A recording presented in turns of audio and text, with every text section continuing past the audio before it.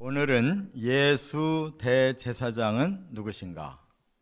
예수 대제사장은 누구신가? 이란 제목으로 말씀을 상고합니다. 우리가 지금 히브리서 이제 8장을 들어가게 됐는데 지금까지 1장부터 7장까지 주인공이 누구냐? 예수님입니다.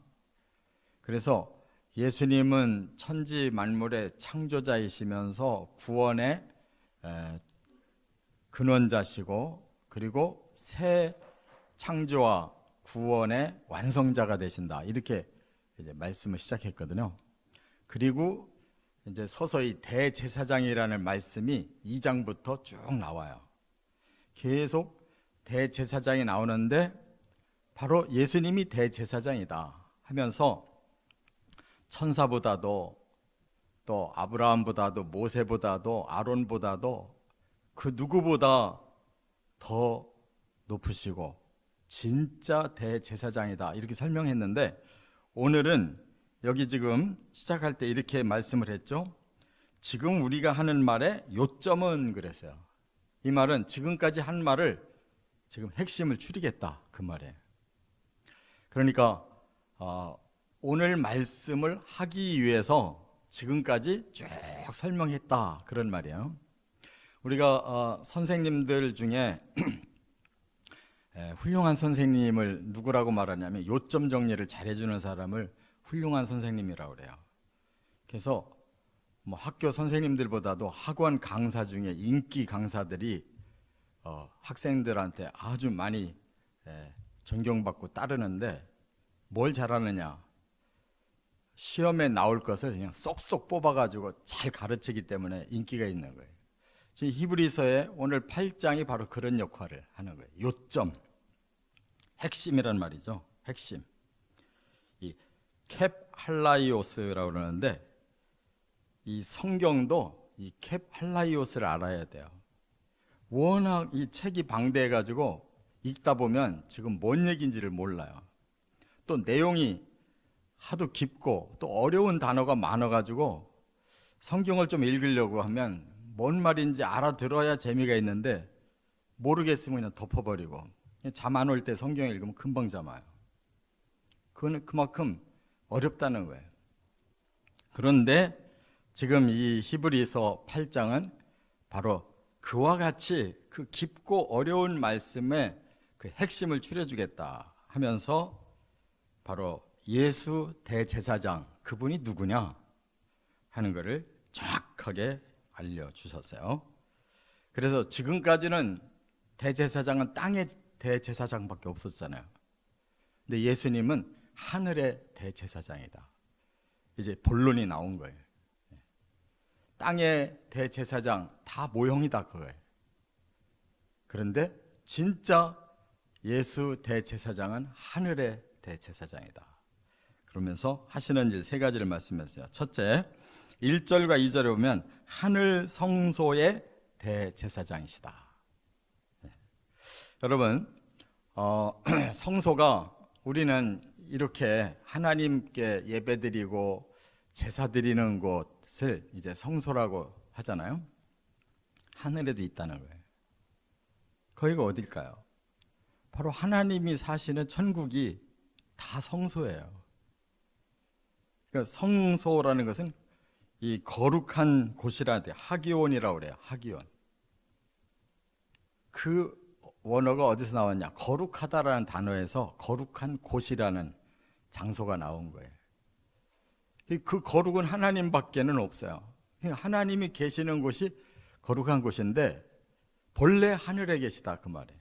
그 하늘에 있는 그 거룩한 곳, 그곳에 대제사장이 되셨다 이렇게 말씀했어요. 그런데 예수님은 하늘에서 지극히 크신 이의 보좌 우편에 앉으셨다 그랬어요. 바로 하나님의 우편에 앉았다. 이 말은 가장 가깝다. 사실은 하나님과 예수님은 분리할 수 없는 그런 분이라는 거예요. 그래서 가장 가깝다라는 편이 그 단어가 우편이고 가장 가까운 관계가 아들이에요. 그래서 우편이고 아들이라는 말이 그래서 나오는 것입니다. 그러면 여기서 뭘 하시느냐? 섬긴다고 그랬어요. 섬긴다. 이 섬긴다라는 말이 레이툴고스라고 그러는데 공적인 봉사 사역자라는 뜻이에요. 우리는 이 땅에서 뭔가 열심히 일하면 섬긴다라고 말을 안 해요. 왜? 돈 번다고 말하지. 노력한 만큼 뭔가를 거두려고 일을 해요. 그런데 신앙생활을 하면서는 섬긴다라고 말해요. 왜? 대가를 안 받고 땀을 흘리기 때문에. 그 차이가 있죠? 그런데 하늘나라 가면 우리는 그냥 둥둥 떠서 아무것도 안 하고 빈들빈들 노는 걸로 생각하잖아요. 근데 여기서도 섬긴다라는 말을 쓰고 계세요. 이건 무슨 뜻이냐? 공적인 봉사 사역자라는 뜻이에요. 그러니까 천국이야말로 정말 하나님을 위해서 모든 사람들을 위해서 대가 없이 일하는 그냥 가장 완전한 사랑의 공동체가 천국이에요. 그래서 이기적인 생각 가지고 천국을 갈 수가 없어요. 그 나라 가면 돈 안 받아요. 우리가 노력한 만큼 누구는 부자 되고 노력 안 하면 가난하고 이런 차별이 없어요. 모두가 다 공적으로, 모두가 다 봉사하고, 모두가 다 함께 일하는, 이게 천국이다 그 말이에요. 그런데 여기 이 성소하고서 참장막 그랬어요. 이건 무슨 뜻이냐면 성소와 참장막 이 두 가지가 있다는 뜻이 아니에요. 성소 즉 참된 장막 그런 말이에요. 이 장막이라고 하는 건 집을 말하는 거예요. 집. 여기 우리 일산교회들이 집으로 돼 있잖아요. 이 집을 보고 장막이라고 그러는데 진짜 집이 있다는 거예요. 이 땅에 성전이나 이러한 장막은 다 임시로 그냥 쓰이고 있는 거고 하나님의 나라 거기가 진짜 집이다. 거기가 진짜 성전이다. 이런 뜻으로 말씀을 하는 거예요. 그래서 우리는 이제 바로 이 나라에 들어갈 예정이에요. 그 일을 위해서 하나님이 그 나라 성전에 예수님을 대제사장으로 세우셔서 우리를 위해서 천국 성소에서 섬기게 하셨다는 거예요. 예수님 무슨 일을 하실까요? 하나님을 위해 우리를 위해 지금 일하고 계시는 거예요. 깨달으시기 바랍니다. 우리를 구원시키고 그 나라의 영광을 주시려고 우리로 하여금 그 상속자가 되게 하려고 지금도 예수님 일하고 계시는 거예요. 자, 두 번째 3절부터 6절에는 중보하는 대제사장이시다 그랬어요. 여기 6절의 결론이 이렇게 나와요. 끝에 보면 더 좋은 언약의 중보자시다 그랬어요. 이 중보라는 이 단어가 한자인데 가운데 중자에 보호할 그 보자예요. 그러니까 중간에서 역할을 해서 우리를 보호하시고 우리를 위해 뭔가 좋은 일을 해주신다 그런 뜻이에요. 메시테스라고 그러는데 중재자라는 뜻이에요. 중재자. 항상 사람도 그렇잖아요. 사람들의 서로 생각이 다르고 입장이 다르고 뭐 여러 가지 다른데 그 간격을 이렇게 중간에서 잘 메워주는 사람이 있잖아요. 그런 사람들이 훌륭한 사람이에요. 중재자, 조정자. 하나님과 우리는 너무 큰 차이가 있어요. 하나님은 너무 거룩하시고 우리는 너무 부정하고, 하나님은 너무 의로우신데 우리는 너무 불의하고, 이 도대체가 섞일 수가 없는데 예수님 때문에 함께 살 수가 있게 됐다 그 말이에요.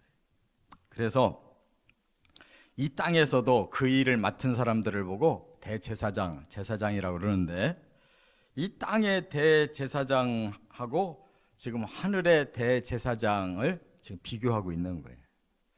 땅에서도 하나님을 위해서 또 많은 백성들을 위해서 중재하라고 아론의 자손들을 대제사장으로 세웠는데 그들이 하는 일이 뭐였냐? 예물과 제사드림이 그들의 역할이었다. 그러면 예물은 뭐겠어요? 바로 하나님의 백성이 하나님을 높이는 거죠. 하나님께 영광 돌리는 일에. 제사는 뭐겠어요? 바로 사람들의 죄값을 하나님 앞에 우리가 드리면 하나님이 용서해 주시는 거죠. 그래서 신앙생활이라는 것은 항상 하나님 앞에 우리의 죄를 사함받고 하나님께 감사와 영광을 돌리는 신앙생활이에요. 예물과 제사가 있는 거예요. 그런데 이제 예수님은 이 땅에서 그걸 완벽하게 해결하셨어요. 십자가를 통해서 가장 중요한 예물로 하나님 앞에 바쳐졌고 그 속죄 제물 때문에 우리의 가장 중요한 죄까지 다 해결해 버리셨어요.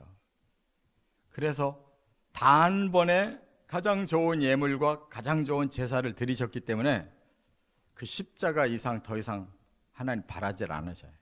그리고 하늘에 올라가셔서 딴 일을 하신다는 거예요. 더 좋은 일. 그게 뭐냐? 여기 보니까 땅의 제사장들은 하늘에 있는 것의 모형이고 그림자다 그랬어요. 그러면 이 땅에서도 지금 하늘에서 하나님이 원하시는 일을 제사장들이 하는데 그것은 모형이고 그림자에 불과하다. 그리고 본이다. 본이다. 본. 그러니까 이 땅에서 우리가 하고 있는 일은 이 사실이 아니에요. 다 모형일 뿐이고 그림자일 뿐이고 본일 뿐이에요. 그러면 진짜는 뭐냐? 바로 이제 하늘에서 하는 일인데 그거를 제일 먼저 하나님 앞에 하고 계시는 분, 예수님이라는 거예요. 그럼 뭘 하실까? 이 땅의 대제사장보다 더 아름다운 직분을 얻으셨으니 더 좋은 약속으로 세우신 더 좋은 언약의 중보자시다 그랬어요. 이 말은 예수님이야말로 하나님과 사람 사이에서 가장 중요한 일을 하고 계시다는 거예요. 그래서 여기 더 좋은 약속과 더 좋은 언약이라고 비슷한 말을 했는데 구분이 되는 겁니다. 약속이라는 말은 선포예요, 선포. 이건 말하자면 더 좋은 약속 그러면 이건 복음이에요, 복음. 그리고 더 좋은 언약이라고 하는 거는 이거는 계약을 말하는 거예요. 또 유언을 말하는 거예요. 그래서 하나님 편에서는 유언하신 거예요. 뭐 우리랑 계약할 정도가 안 돼요. 그냥 일방적으로 주시는 거예요. 유언으로. 근데 우리는 그게 계약이에요. 하나님과 협약을 맺은 거예요.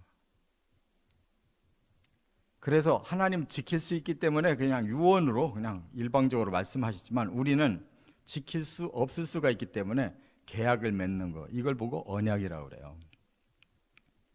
그래서 우리에게 기쁜 소식을 주신 분도 예수님, 또 이 언약을 이루시기 위해서 우리를 중재 역할을 계속 하고 계시는 분도 예수님이에요.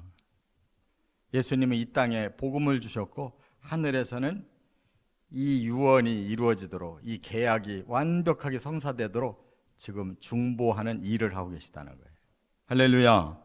바로 이것 때문에 우리가 신앙생활을 할 수가 있는 거예요. 우리 힘으로 한다고 교만을 떨면 안 돼요. 우리는 얼마나 악한 사람들인지 몰라요. 하루에도 12번씩 마음이 바뀌잖아요. 뭐 조금 전에 뭐 하나님 뭐 어떻게 막 찬양했다가 조금 있으면 막 하나님 원망 나오고, 아침에 기분 좋았다 저녁에 되면 막 다운되고, 마음으로 별짓들 다 하고, 이렇게 엉망으로 사는데도 그래도 유지되는 거 보면 신기하잖아요.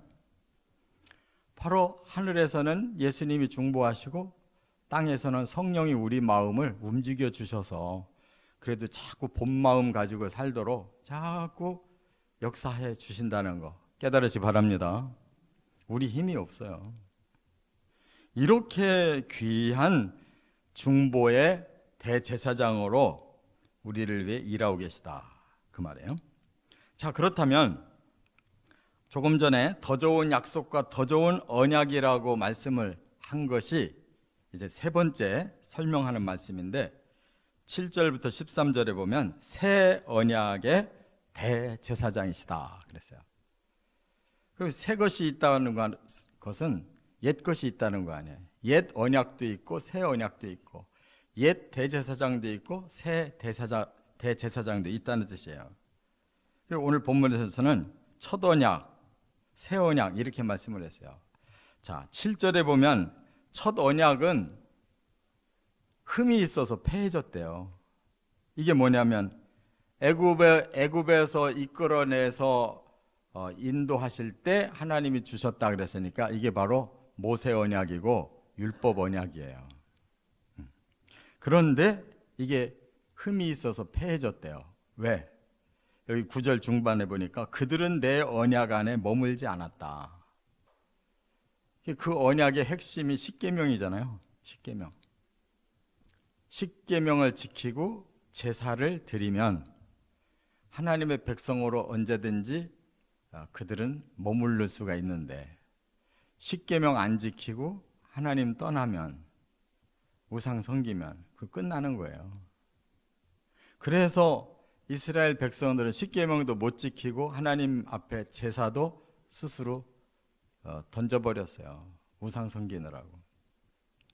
그래서 하나님이 그들을 여기 9절 하반절에 보니까 그들을 돌보지 않으셨다. 그래서 그들이 망한 거고 성전도 파괴된 거고 온 세계로 다 흩어버리신 거예요. 그리고 나서 10절에 새 언약을 하나님이 맺겠다고 다시 말씀을 주셨는데, 이 본문이 예레미야 31장 33절 이하예요. 이미 새 언약은 구약시대에 주신 거예요. 그래서 이스라엘 사람들은 다 그것만 제대로 깨닫고 메시아이신 예수를 기다렸다면 제일 첫 번에 다 구원받았을 거예요. 그런데 그들이 선지자들의 말을 받아들이지 않았어요. 특히 이 예레미야를 받아들이지 않았어요. 너희들은 언약을 어겼기 때문에 하나님이 멸망시킬 거다.